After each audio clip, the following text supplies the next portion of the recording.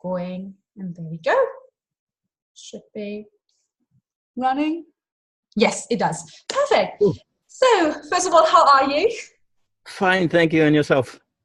Good, good. It's quite early, and of course in Scotland it's raining. So Oh, you're in Scotland. I am.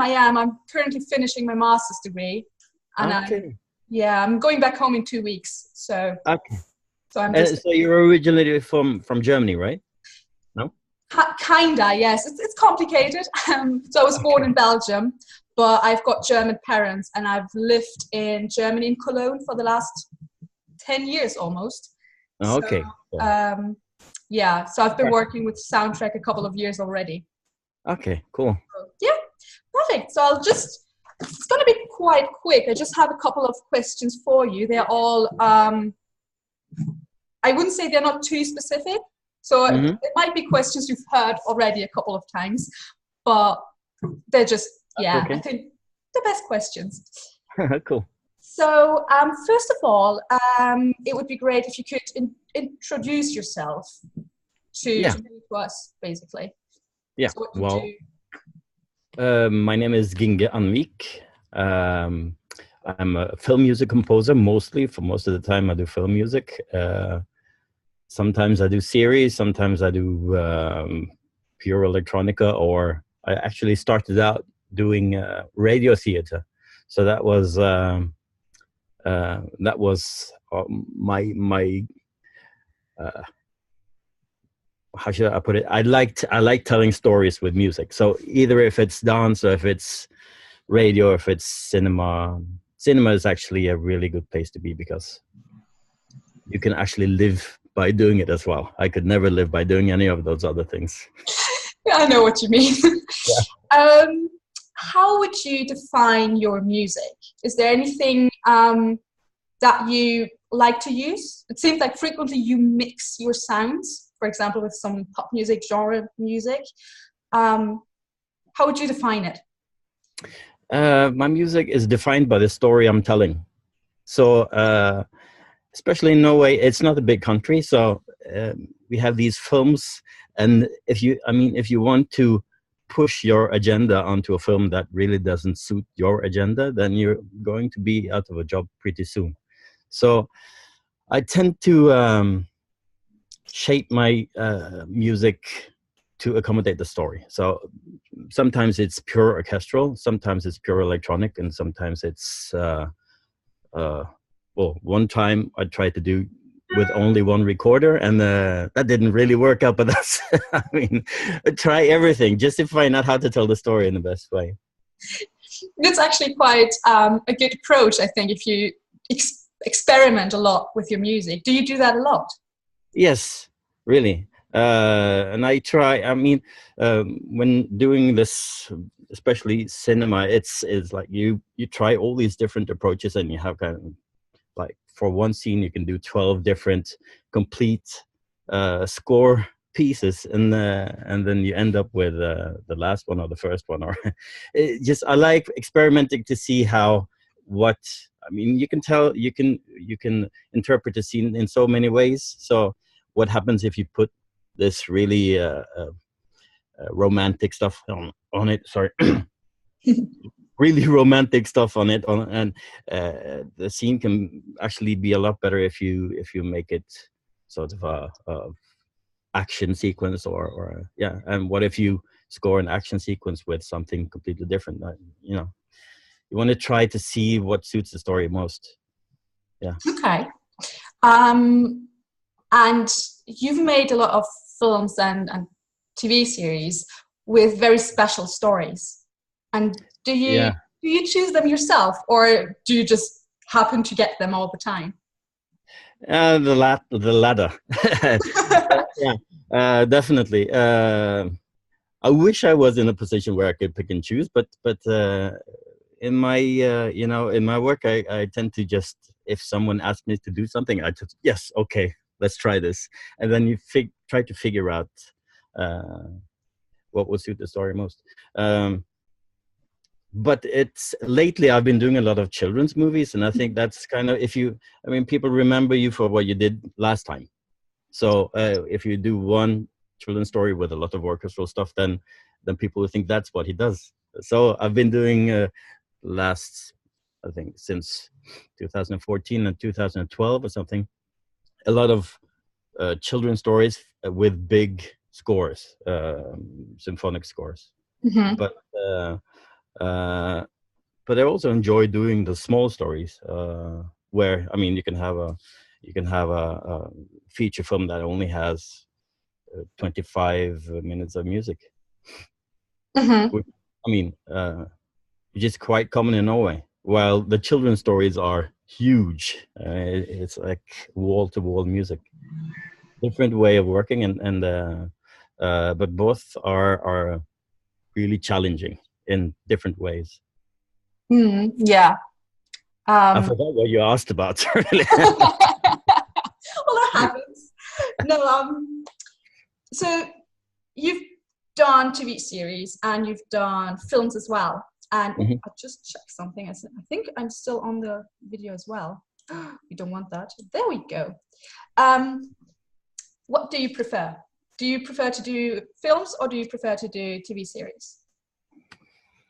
I'm not sure. I've done more films than TV series. I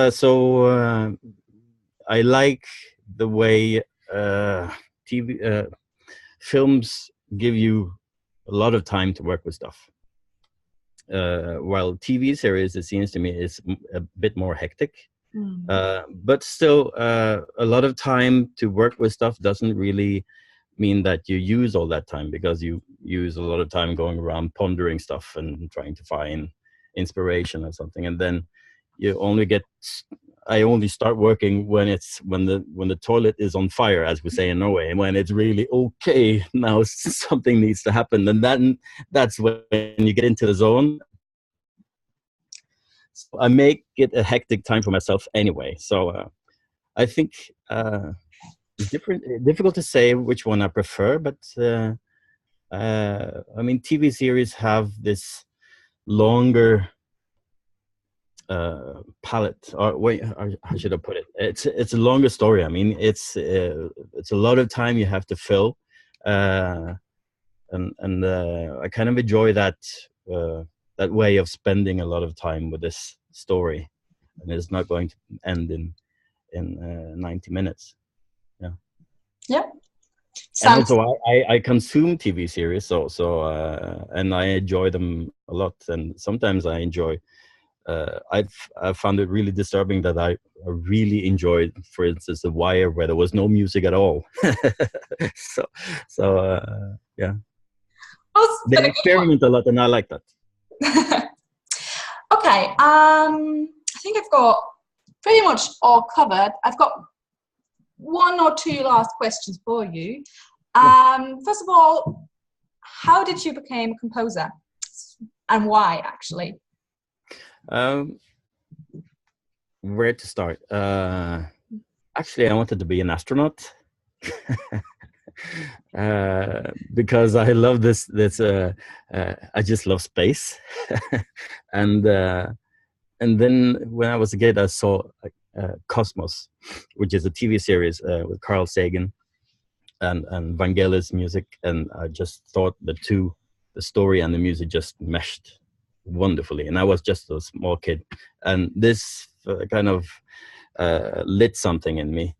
So ever since that, I've been watching movies and listening to radio theater, and I just wanted to tell stories with music. But it was a long haul from there, from being a kid and having this wish, and then via a lot of, I mean, the whole 90s were just went out wandering through a wilderness or trying to make ends meet, like making a lot of electronica and doing raves and doing rock shows and playing a lot of stuff. And then just as I was giving up, because I couldn't make a living of it, then my network had grown in such a way that suddenly I had some people coming to me and asking me if I could pitch this two or three scenes for a movie that they were doing, and they were asking a lot of composers, and then that was my how should I say? It was the moment I've been waiting for all the time. So I was, yes. uh, and I just made sure that I made a lot of different suggestions for the scenes, and delivered in after half the time they wanted me to use, and then I delivered some more, just to just to show them that I was really hungry. And that was my first movie, and since then I've just been working. Yeah. Sounds very relatable to me as well. I've done like quite a bit of going in and out as well. So yeah, it takes the time, man. Yeah. It's basically all your 20s. It's basically to find out who you actually are. So yeah. And then but after a while your network is growing, and something will happen, you know. Yeah, that's cool. Patience. It's a lot of patience. Yeah, definitely.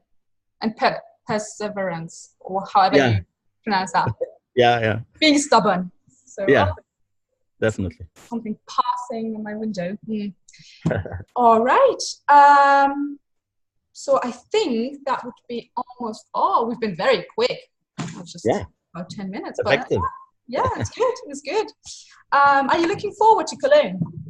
Yeah, and as well as I'm also scared because I'm not used to talking. You know, I'm used to sitting up there in my attic by myself, and just, you know, every once in a while I see an orchestra, and that's terrifying. And then but then I'm sitting in the booth, so I'm excited and terrified. It's really exciting. Soundtrack is a really nice festival, and I've enjoyed it far more than other festivals. Maybe because I'm working for it. I don't know why, but you'll be fine. You'll be fine. It's a very almost relaxed atmosphere, at least for all the speakers. So it's gonna be good. Yeah. Okay. I think that would almost be everything. If I have any other questions, I might drop in an email for you as well. So we've got my colleague who will edit the video. If you want, you can have a look at it once it's ready. So I probably send you a link then. Cool. And yeah, if you've got any other questions, just let me know. Super. Perfect. Okay. So, and you're planning on doing some more composing today?